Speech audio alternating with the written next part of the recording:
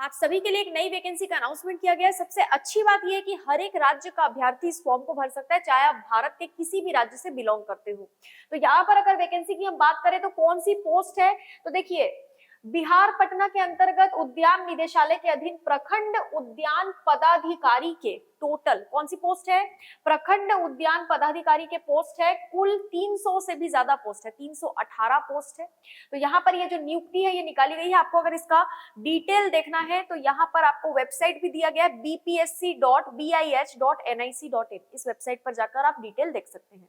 अब अगर हम बात करें कि किस तरीके से कैटेगरीज को बांटा गया है, कैटेगरी वाइज वैकेंसी को बांटा गया, तो यहाँ पर आप देख सकते हैं general category, ST, SC, OBC, EWS सबके लिए अलग अलग तरीके से जो है यहाँ पर बांटा गया है। अगर मैं बात करूं अदर स्टेट के अभ्यर्थियों के लिए तो उनके लिए तो यहाँ पर कुछ भी नहीं है, लेकिन अदर स्टेट का जो भी अभ्यर्थी यहाँ फॉर्म भरेगा वो अनारक्षित वर्ग में चला जाएगा, यानी जनरल कैटेगरी से वो फाइट करेगा।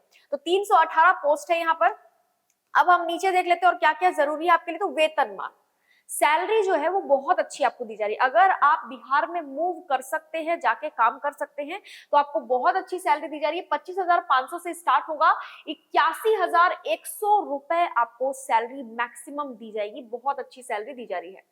शैक्षणिक योग्यता क्या है, यानी कि एजुकेशनल क्वालिफिकेशन क्या मांगा गया है, तो देखिए मान्यता प्राप्त कृषि विश्वविद्यालय या फिर संस्थान से उद्यान विज्ञान या फिर कृषि विज्ञान में स्नातक की डिग्री आपके पास होनी चाहिए, यानी कि graduation degree in horticulture science, यानी अगर आपने बीएससी किया है हॉर्टिकल्चर में तो आप ये फॉर्म भर पाएंगे, या फिर एग्रीकल्चर साइंस यानी बीएससी अगर आपने एग्रीकल्चर में किया है तो आप ये फॉर्म भर सकते हैं। किसी भी इंस्टीट्यूट से आपने किया हो भारत के, कोई दिक्कत नहीं है।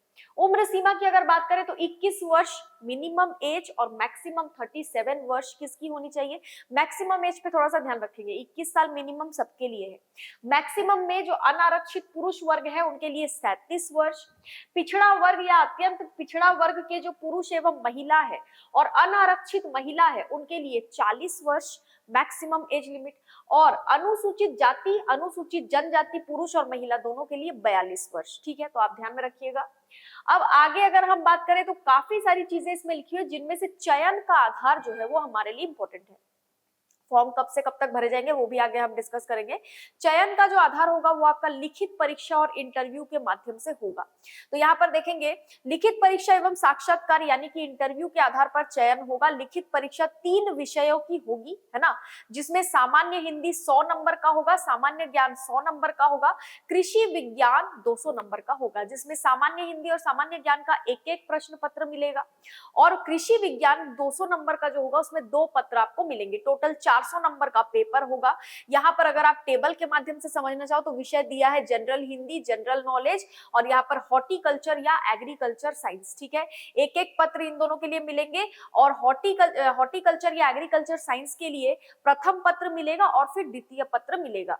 100-100 नंबर के ये दोनों होंगे, और नीचे जो आप देखेंगे पोर्शन 200-200 नंबर का होगा, और यहाँ पर प्रश्नों की संख्या जो है वो 100-100 आपको देखने को मिलेगी। ठीक है, 2-2 घंटा आपको टाइम दिया जाएगा, तो ध्यान रखिएगा यहाँ पर। अब आगे और क्या चीजें इंपॉर्टेंट है वो देख लेते हैं।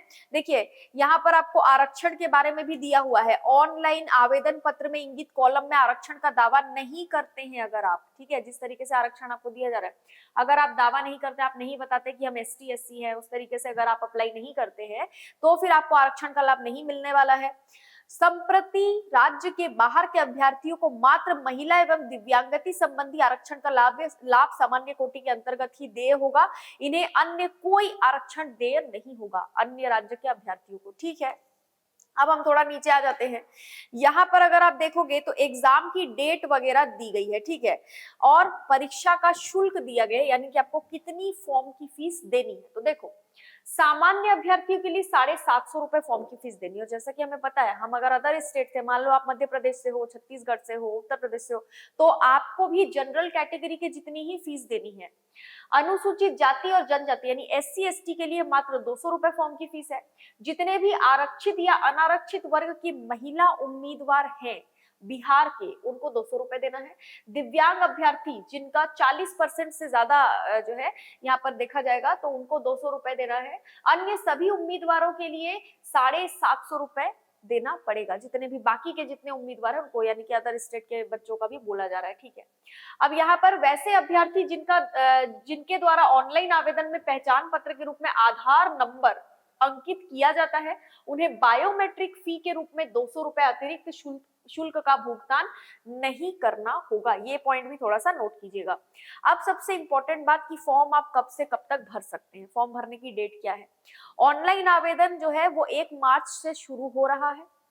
ऑनलाइन आवेदन भरने की जो अंतिम तिथि है वो 21 मार्च रखी गई है, 21 मार्च 2024। अब आप बोलोगे कि हमको ये पूरा नोटिफिकेशन डिटेल में पढ़ना है, तो उसका एक सिंपल सा उपाय है कि आप बिहार के वेबसाइट में चले जाओ। यहाँ पर जो वेबसाइट आपको दी गई है बिहार पीएससी की वेबसाइट है, ये bpsc.bih.nic.in। यहाँ पर आपको सारी जानकारी मिल जाएगी। और ध्यान रहे, हर राज्य का बच्चा फॉर्म भर सकता है। अभी आप जैसे कि देख रहे हो, अगर आप मध्य प्रदेश से हो तो ज्यादा यहाँ पर वैकेंसीज आ नहीं रही है, ठीक है। जो कैलेंडर जारी किया गया उसमें भी जून जुलाई के बाद से ही मेनली जो वैकेंसीज है वो आने वाली है, बड़ी वैकेंसीज। तब तक आप क्या करोगे, तो तब तक आप एटलीस्ट अगर आप दूसरे स्टेट में मूव करके काम कर सकते हो तो आप ये फॉर्म आराम से भर सकते हो। ज्यादा दूर तो है नहीं मध्य प्रदेश से बिहार, तो आराम से आप जाके काम कर सकते हो, ठीक है। तो मिलते हैं अगले वीडियो में। आज के लिए इतना ही। वीडियो को लाइक कीजिए, चैनल को सब्सक्राइब कीजिए और वीडियो को शेयर कीजिए। Thank you so much.